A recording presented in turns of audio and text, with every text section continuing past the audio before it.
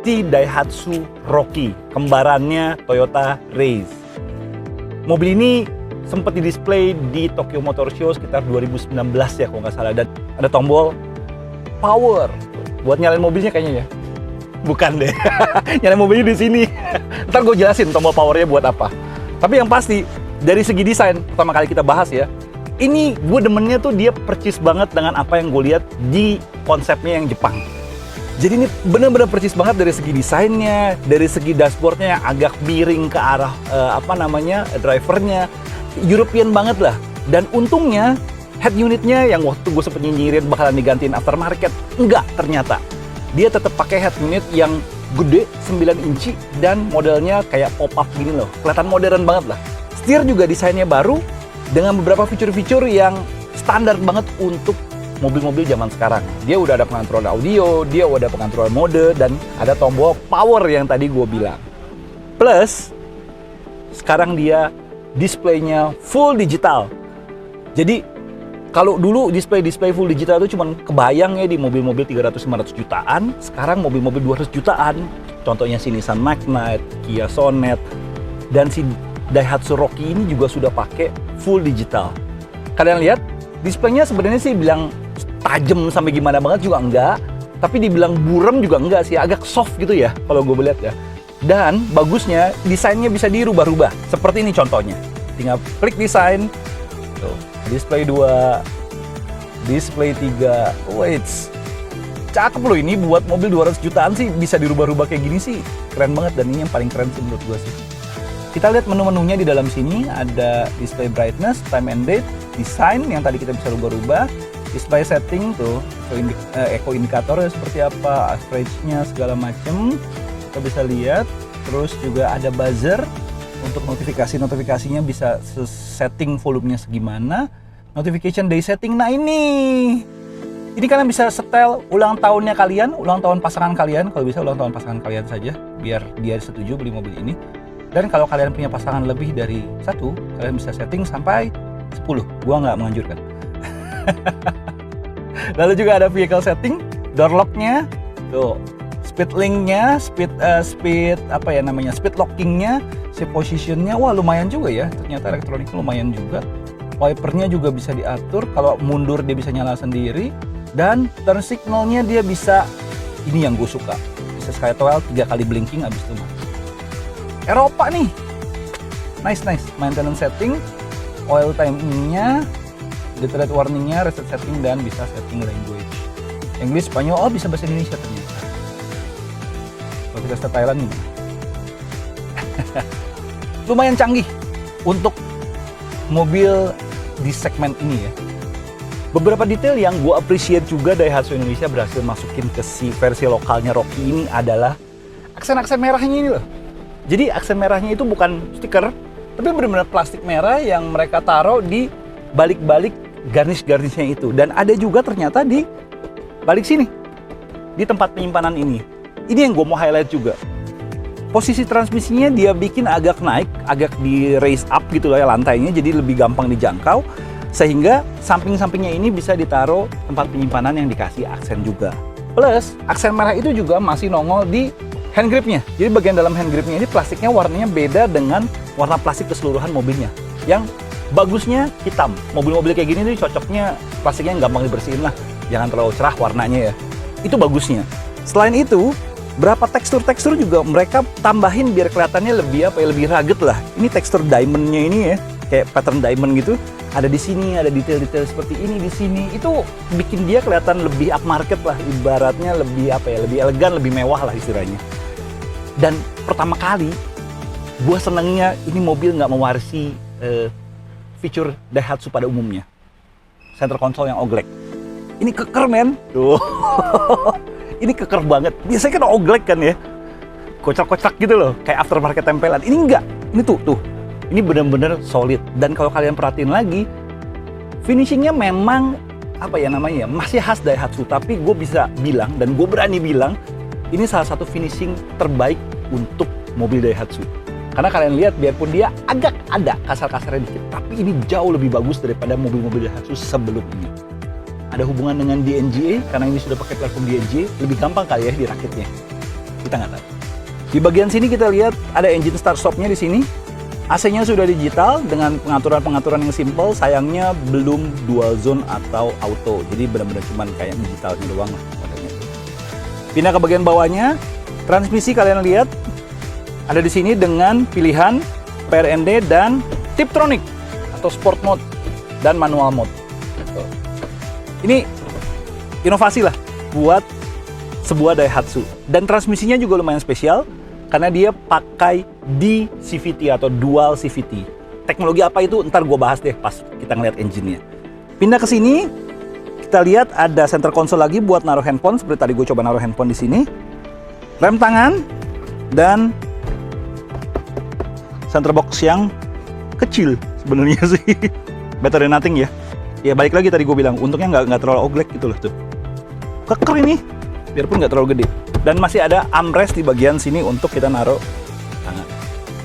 Untuk posisi duduknya sendiri, dia agak tinggi commanding, tapi pengaturannya udah ada height adjuster dengan sliding dan reclining. Ada satu detail lagi yang gue lumayan suka adalah di cup holdernya. So Japanese gitu loh, so Jepang ini banget ya. Ini benar-benar kelihatan kayak cup holdernya mobil-mobil JDM. Tinggal ditekan doang. Ingatkan sama Yaris yang lama itu. Head unitnya 9 inci. Tampilannya simple, bagus, nggak kayak aftermarket, itu gue demen. Dan menunya juga simple. Dia udah ada radio, media, telepon, bisa integrasi langsung dengan si head unitnya. Sudah ada Android Auto dan Apple CarPlay, which is bagus banget. Dan di sini kalian bisa atur beberapa setting. Dan mobil yang kita coba ini adalah tipe R ADS. ADS itu apa? ADS itu adalah Astra Daihatsu Styling. Jadi dia sudah dilengkapi sama beberapa garis-garis kecil lah di bagian luarnya yang hasil buatan lokal atau hasil karya lokal Astra Daihatsu Styling. Di samping itu, si versi R ini juga sudah dilengkapi dengan 4 speaker, 2 tweeter, dan 1 subwoofer di balik sini. Canggih lah, jadi nggak usah beli subwoofer kolong lagi. Lumayan banget. Sekarang kita coba Android Auto-nya, coloknya yang samping ini. Jadi begitu dicolok, dia langsung detect.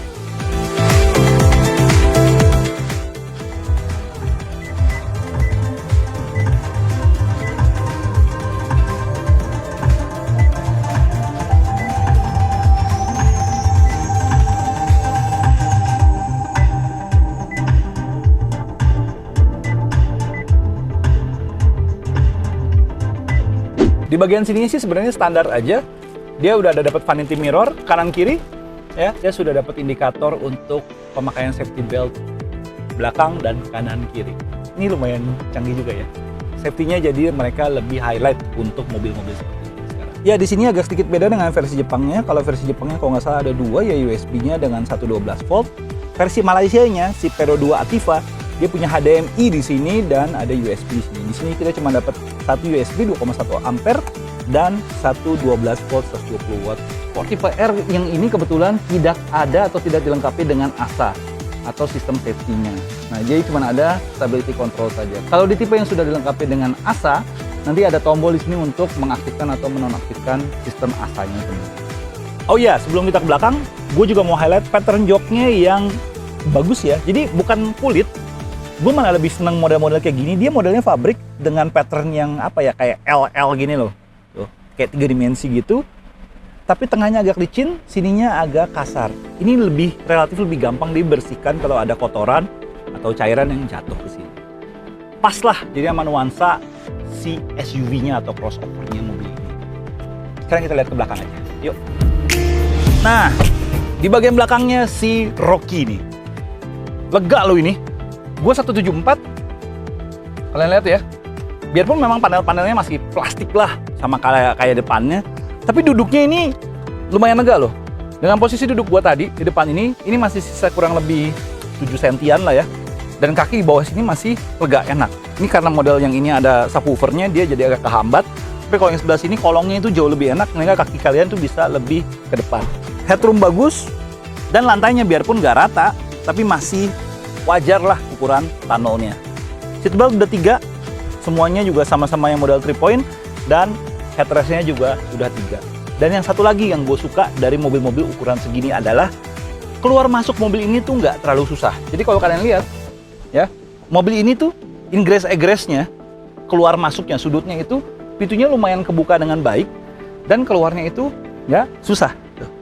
Nggak terlalu tinggi lantainya, tapi juga nggak terlalu pendek. Jadi kalian yang punya orang tua yang sudah manula, itu biasanya lebih suka mobil-mobil yang kayak gini. Karena masuk dan keluarnya itu nggak nyusahin. Kita lihat bagasinya. Bagasinya cukup gede, apa bisa dibilang yang paling besar ya di kelasnya. Karena kapasitas bagasinya dalam kondisi seperti ini, dia mencapai 303 liter dan bisa diekspand sampai 369 liter dengan cara menurunkan lantainya. Jadi kalau kalian bawa barang-barangnya agak tinggi, monggo masukin dia muat.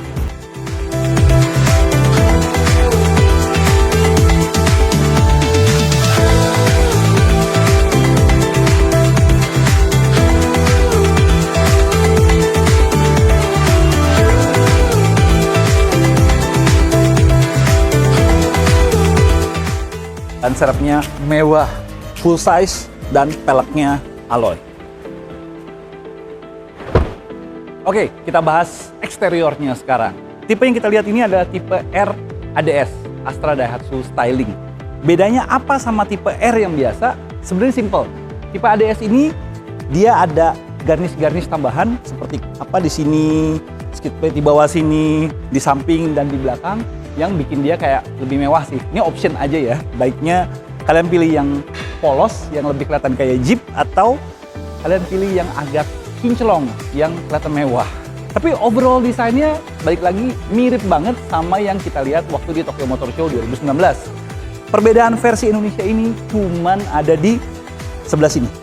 Kalau versi Jepangnya itu dia ada DRL di sini, versi Indonesia tidak ada DRL sama sekali dan lampu kabutnya kayak agak kepotong gitu ya, dan LED. Versi Indonesia dia pakai halogen.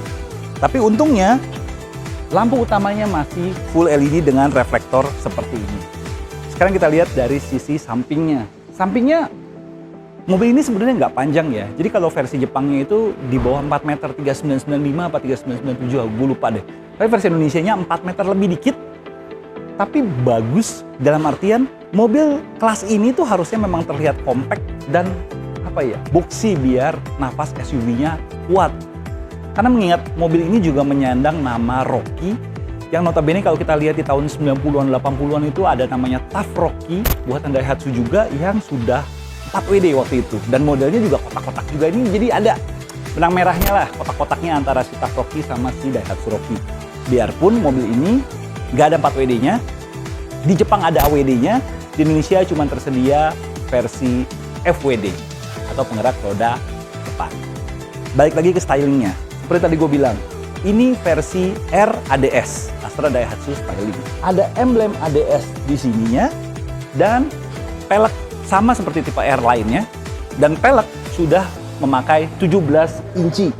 Cocok ya? Kalau menurut gue cocok karena gapnya antara si wheel arch-nya ini sama si peleknya ini nggak terlalu celong, nggak terlalu kopong banget, jadi mobilnya secara keseluruhannya lebih proporsional. Oh iya, sebelum kita lihat ke bagian belakangnya, ada satu lagi yang gue sempet keingetan ya. Kalau kalian lihat nih, pilar C-nya ini kan kayak pendek banget gitu lah, kecil banget. Itu mengingatkan gue sama si Vero 2 Nautica atau Daihatsu Nautica lah. Itu merupakan versi short wheelbase atau versi sumbu pendek dari Daihatsu Terios. Mirip loh kalau kalian lihat. Oke, sekarang kita lihat di bagian belakangnya. Tapi tadi ada yang kelupaan di bagian sampingnya. Jadi perbedaan lagi dibandingin versi Jepangnya, di bagian sampingnya ada di spionnya. Spionnya ini mirip sama Teriosnya kita lah. Kalau di Jepang dia agak lebih membulat gitulah, agak beda dikit. Sisanya sih sama. Bagian belakangnya, kalau kalian lihat siluet lampunya, itu mengingatkan kalian sama apa coba? Mobil konsepnya Daihatsu, DN Track. Ini garis desainnya tuh persis banget sama DN Track, tapi memang ini versi yang lebih manusiawi, lebih nggak konsep, lebih mass pro. Jadi lebih kotak-kotak. Dan perbedaan satu lagi yang berbeda dibandingin versi Jepangnya adalah di bagian sini. Jadi kalau versi Jepangnya kan ada regulasi, mereka naruh rear fog lamp, di Indonesia cuman dikasih garnish seperti ini aja. Plus, kalau versi Jepangnya, parking sensornya di ujung sini, di Indonesia mereka taruhnya di tengah bumper. Sisanya tidak ada perbedaan signifikan antara versi Jepang dengan versi Indonesia. Sekarang kita lihat engine-nya.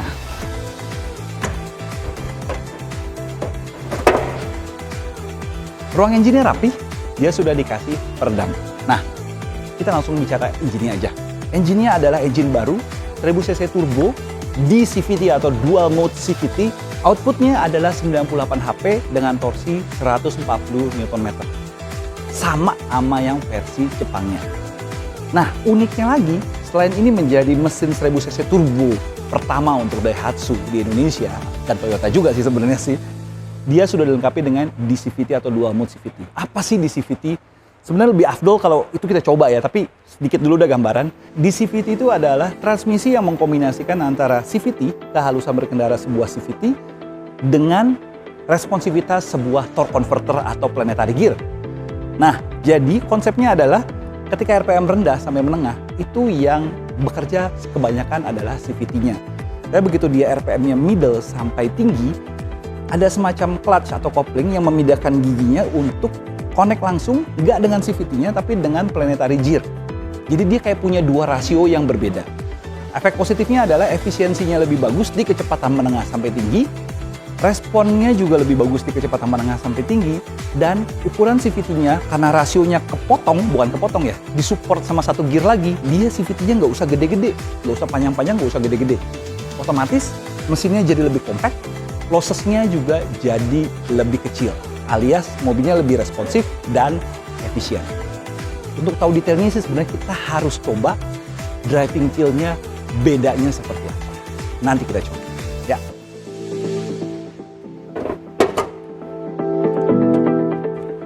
Nah, kita bahas sedikit yang tadi gue ngomong waktu pembukaan ya. Jadi versi yang merah ini bukan versi ADS, tapi dia versi yang sudah dilengkapi dengan ASA, Advanced Safety Assist. Apa aja sih sistem itu? Sistem itu sebenarnya sistem safety yang membantu orang untuk mengendari mobil ini dengan lebih nyaman.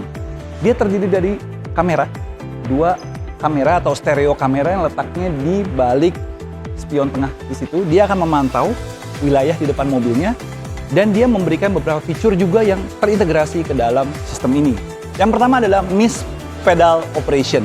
Jadi dia akan memantau kondisi depan mobil ini, jika kalian misalnya depannya ada tembok atau ada apa, dan kalian nggak sengaja ngegas dalam kondisi diem ya, dia nggak langsung meluncur, langsung nabrak gitu loh. Dia jadinya kayak menahan engine-nya, jadi jalannya lebih pelan-pelan dan bikin kalian bisa antisipasi yang ada di depan kalian.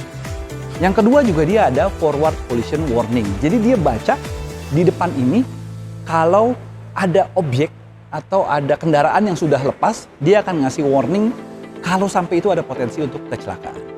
Yang ketiga juga dia ada Lane Departure Warning yang terdiri dari Lane Keeping Warning dan Lane Keeping Assist.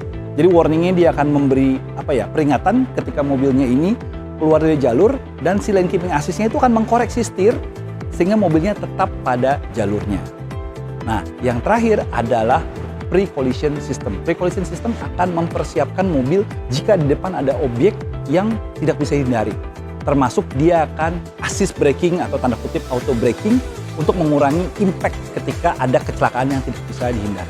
Itu bukan berarti mobilnya bisa berhenti sendiri loh. Kalian harus ingat. Si Rockie ini juga tersedia dalam beberapa pilihan warna. Ada yang two tone, ada yang single tone. Tapi yang gue mau highlight ini adalah warna merahnya yang spesial. Karena ini adalah warna merah global yang juga tersedia di semua Daihatsu Rockie di seluruh dunia. Mereka menyebutnya adalah Compagno Red. Kalau kalian ingat sedikit, Daihatsu punya mobil yang namanya Daihatsu Compagno dulu. Kalian lihat deh, warnanya itu kayak gimana. Ini mobil kelihatannya warna merah, tapi kalau kalian lihat keluar, ini jadi berubah kayak ke orange-orange atau ke jingga-jinggaan. Keren, warnanya kayak bunglon. Oke, sekarang kita sampai pada kesimpulan si first impression Daihatsu Rockie. Kesimpulannya apa? Mobil ini sudah dilengkapi dengan sistem safety yang bisa dibilang advance untuk di kelasnya. Dan ini juga menandakan bahwa Daihatsu sekarang sudah berani membawa fitur-fitur canggih itu untuk mobil-mobil yang tanda kutip variannya sebenarnya buat orang banyak. Kita tinggal lihat harganya. Apakah ini bagus buat kalian? Kalau menurut gue sih jujur aja, ini worth to buy banget. Karena dia juga dengan platform barunya di NGA, dia jauh lebih rapih, baik dari segi finishing segala macamnya. Dan stylingnya juga bisa dibilang cukup menarik, cukup atraktif. Apalagi yang warna merah ini. Merahnya nggak kayak merah merek sebelah, dia agak kayak Mika gitu loh merahnya. Beda banget. Nah, pada akhirnya impresi berkendaranya nanti seperti apa? Kita akan coba. Yang pasti gue berani bilang bahwa ini adalah mobil Daihatsu paling canggih dan paling aman saat ini di Indonesia.